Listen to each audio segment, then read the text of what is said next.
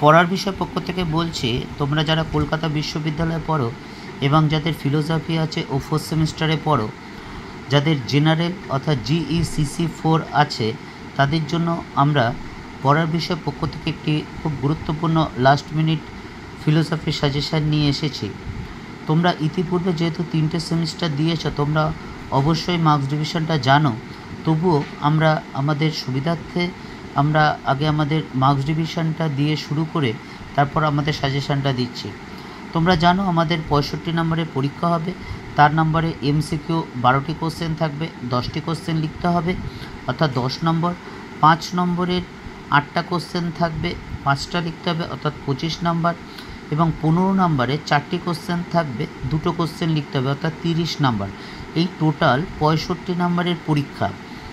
এবং তোমরা জানো যে ফিলোসফিতে বা যে কোনো তোমাদের সাবজেক্টে মিনিমাম 20 পেতে হবে।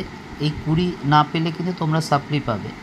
এবং দীর্ঘ অভিজ্ঞতার পরিপ্রেক্ষিতে বলছি, এই ফিলোসফি হচ্ছে এমন একটি সাবজেক্ট যারা কিন্তু অনেক সাপ্লি পাও, কিন্তু তোমরা যে পড়ো না সেটা না, কিন্তু পরিকল্পনা মাফিক ঠিকমতো সাজেশন ভিত্তিক পড়ো না বলে আমার মনে অনেকাংশে তোমরা এই সাপ্লি পেয়ে থাকো। এটা আমার অভিজ্ঞতা থেকে বলছি। তবে এই যদি নাম্বার ধরে বা সাজেশান ধরে পড়ো, তাহলে কিন্তু তোমরা অবশ্যই পরীক্ষায় কমন পাবে। 5 নম্বরের মিনিমাম 5টা কোশ্চেন বা 10-15 নম্বরের 2টো কোশ্চেন অবশ্যই কমন পাবে। এবং দীর্ঘ অভিজ্ঞতা, প্রায় 23-24 বছর অভিজ্ঞতার পরিপ্রেক্ষিতে বলছি বা সাজেশান করছি, এবং এই সাজেশান কিন্তু অবশ্যই কমন আসবে।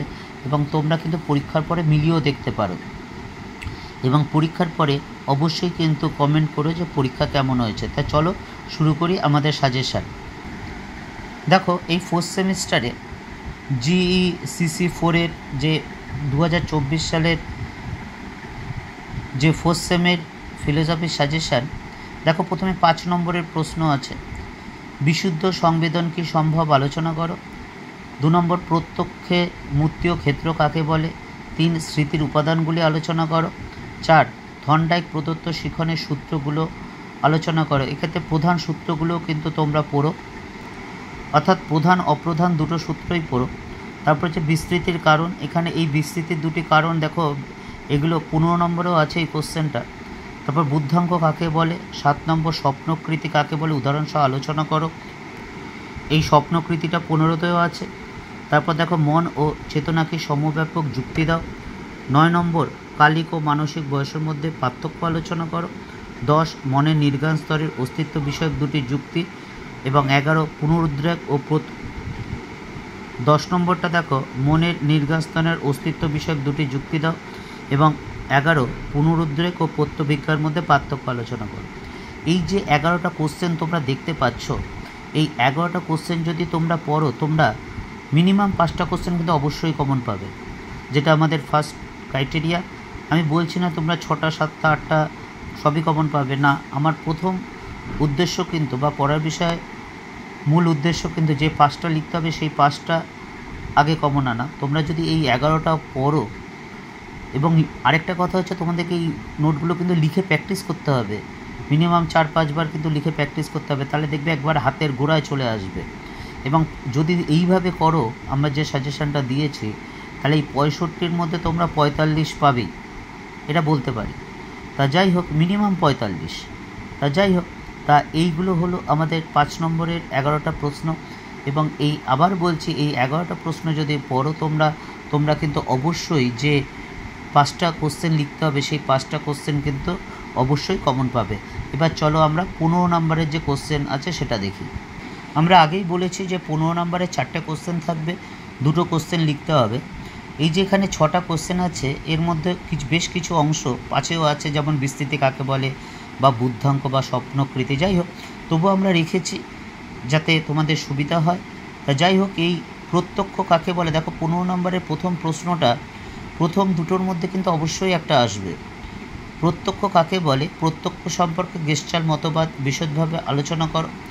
2 নম্বর, শিখন সংক্রান্ত প্রচেষ্টা ও ভুল সংশোধন, অর্থাৎ থর্নডাইকের যে মতবাদটি আছে সেই মতবাদটি ব্যাখ্যা করো এবং এই মতবাদটি গ্রহণযোগ্য আলোচনা করো, অর্থাৎ সমালোচনা। 3 নম্বর প্রশ্ন, স্মৃতির সংজ্ঞা দাও। এবং এর মূল উপাদানগুলি আলোচনা করো, অনুষঙ্গের নীতিগুলি আলোচনা করো। এবং এটা 5এও আছে, দেখবে কিছু একটা অংশ। তা 4 নম্বর কোশ্চেন দেখো, বিস্তৃতি কাকে বলে, এর কারণগুলি বা বিস্তৃতির সর্বক্ষেত্রে কি অভিশাপ বা বিস্তৃতির গুরুত্ব আলোচনা করো। 5 নম্বরের দেখো, সব স্বপ্নই কি ইচ্ছার পরিতৃপ্তি, ফ্রয়েডের মতটি আলোচনা করো। এই প্রসঙ্গে স্বপ্নকৃতি বিভিন্ন প্রক্রিয়া ব্যাখ্যা করো। 6 নম্বর প্রশ্ন, লাস্ট প্রশ্ন, বুদ্ধি কাকে বলে, অর্থাৎ বুদ্ধির সংজ্ঞা,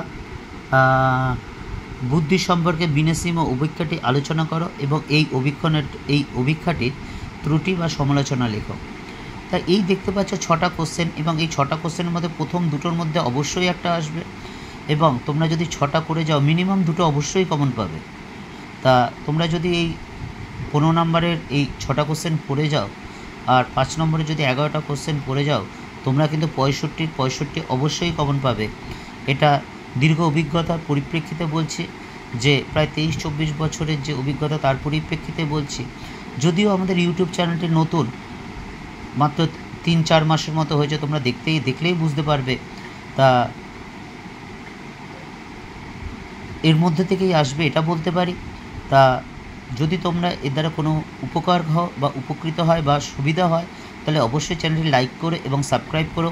আমরা আমাদের চ্যানেলে এই 4th সেমিস্টারে হিস্ট্রি, পল সায়েন্স, ফিলোসফি বা এডুকেশনের প্রত্যেকটা সেমিস্টারেরই সাজেশান আছে বা নোটস দেওয়া আছে। যদি তোমাদের দরকার হয় অবশ্যই দেখে নিও। ইতিপূর্বে আমরা ইতিহাসের সাজেশান দিয়ে দিয়েছি, পল সায়েন্সের সাজেশান দিয়ে দিয়েছি, আজকে ফিলোসফিরও সাজেশান দিলাম, এডুকেশনেরটা কালকেই দিয়ে দেবো। তা তোমাদের যদি দরকার হয় অবশ্যই চ্যানেলটি লাইক করো বা সাবস্ক্রাইব করো, বা তোমাদের যদি ভালো লাগে তাহলে অবশ্যই সাবস্ক্রাইব করো, কারণ আমরা দেওয়ার সাথে সাথে যাতে তোমরা দেখতে পারো। অগ্রিম শুভেচ্ছা রইল তোমাদের 4th সেমিস্টারের জন্য। যেইভাবে বললাম মুখস্থ করে লিখে প্র্যাকটিস করো, এইভাবে যদি করো তোমাদের অবশ্যই ভালো হবে, পরীক্ষার ফল অবশ্যই ভালো হবে। বিল গেটসের সেই মতটা আরেকবার বলি, যে